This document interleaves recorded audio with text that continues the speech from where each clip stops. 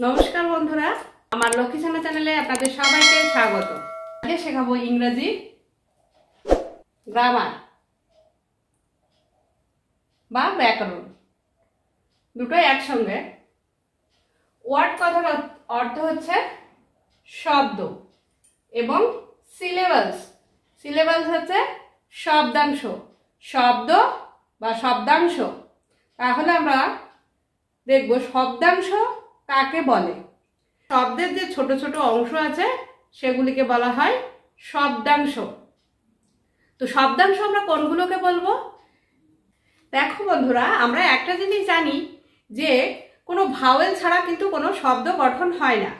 একটি ওয়ার্ডের যতটুকু অংশ একবারে উচ্চারণ করা যায় তাকে বলা হয় সিলেবাল। শব্দের উচ্চারণ ও বানান ঠিক করার জন্য এই সিলেবালকে 5টি ভাগে ভাগ করা হয়। আর এই সিলেবালকে ভাঙার জন্য আমরা হাইপেন ব্যবহার করি। তো কিভাবে করি আমি দেখাই। এটা কিন্তু আমাদের মাথায় রাখতে হবে যে প্রত্যেকটা সিলেবালে কিন্তু একটি করে ভাওয়েল অবশ্যই থাকবে। তো এই 5টি সিলেবাল কি কি? Monosyllable, disyllable, trisyllable, tetrasyllable ও পলিসিলেবাল। তাহলে প্রত্যেকটা সিলেবাল আমি এবার ভেঙে ভেঙে দেখাচ্ছি।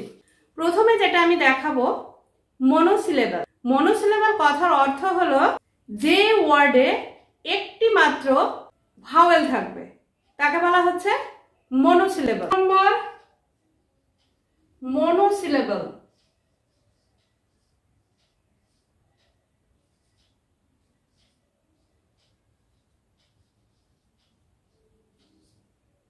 দুই নম্বর হচ্ছে ডাই সিলেবাল।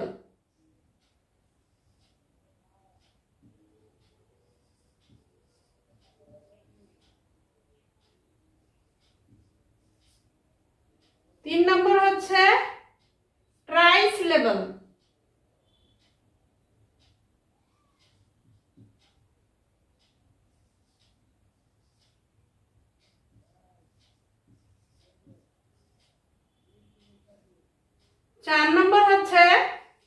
চার নম্বর হচ্ছে টেট্রা সিলেবাল।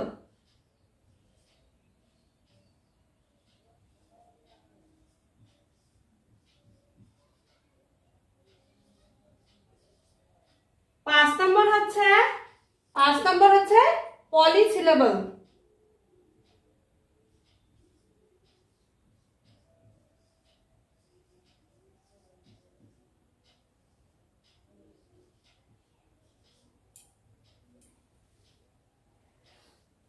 এই যে শব্দ এবং শব্দাংশ আছে, এই শব্দাংশকে 5টি ভাগে ভাগ করা যায়।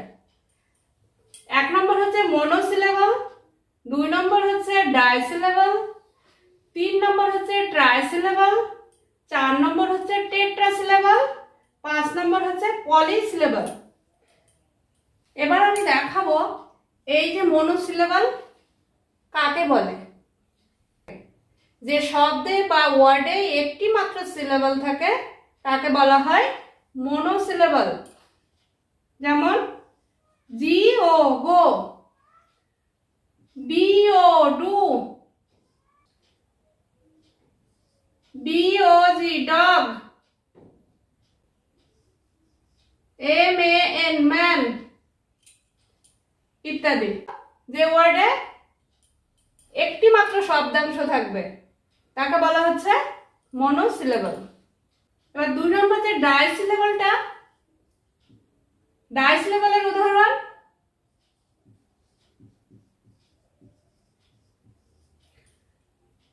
যে শব্দাংশে 2টি মাত্র সিলেবাল থাকবে তাকে বলা হচ্ছে ডাইসিলেবাল। তাহলে কোনগুলি, কোন ওয়ার্ডগুলি বা কোন শব্দগুলি? যেমন আমি উদাহরণ দিচ্ছি,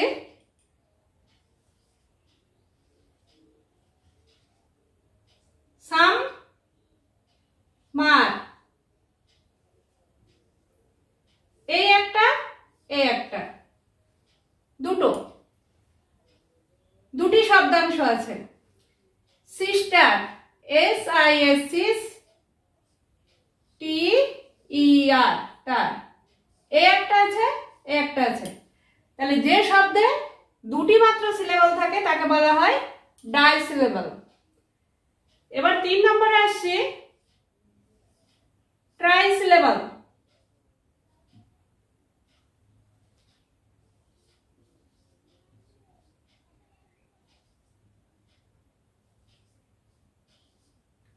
ট্রাই সিলেবল আছে কি, তিনটি মাত্র শব্দাংশ থাকবে, যে ওয়ার্ডের ভিতরে বা যে শব্দের ভিতরে তিনটি শব্দাংশ থাকবে তাকে বলা হচ্ছে ট্রাই সিলেবল।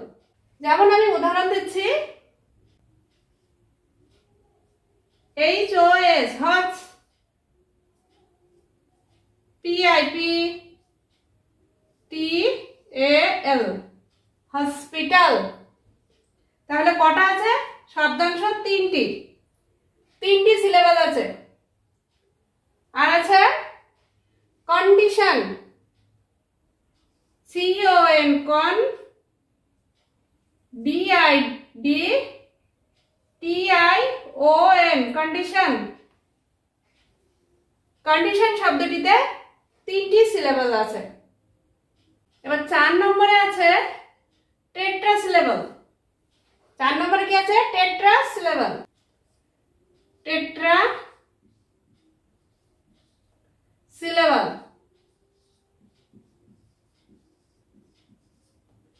টেট্রা সিলেবল আছে, টেট্রা সিলেবল আছে 4টি শব্দাংশ বা শব্দের 4টি অংশ আছে। যেমন আন, ফর, টু, নেট। উচ্চারণটি হলো আনফরচুনেট। কটি সিলেবল আছে? 1টি, 2টি, 3টি, 4টি। তাহলে এটার নাম হচ্ছে টেট্রা সিলেবল। 5 নম্বরে আসি পলিসিলেবল।